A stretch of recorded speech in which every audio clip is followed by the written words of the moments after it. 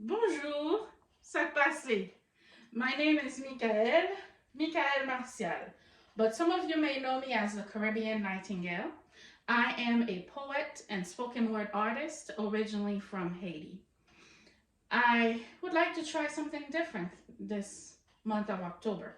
I don't know how many of you knew, but October is a is a mental health awareness month, as well as domestic violence awareness month.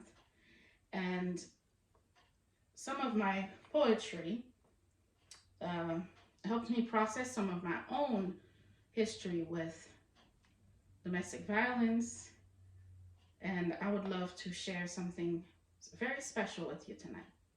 And this poem, uh, called My Touch of Gold, is a poem that I was inspired to write when I got over or above the fog of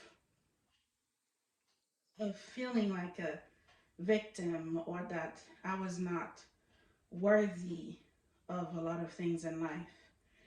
And when you have been through uh, any trauma, and in this case, domestic violence, it is something that can turn your life upside down, but it's also something that you can learn from and gain new perspective from and rise like air. And on another quick note, I'd like to remind you that as a domestic violence survivor, we need to remember that it is never about us. It is never about our insecurities. It's all about the person who is causing the pain, causing the abuse. And this poem is when I realized that, when the light bulb just went off in my head. I was like, ta-da! So here we go. Without further ado, My Touch of Gold. Everything I touch turns into gold. And when your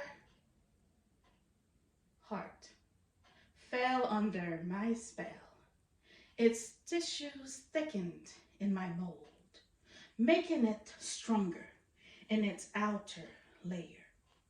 And truth be told, you, sir, have enjoyed every fold, every squeeze, and every bending of your knees.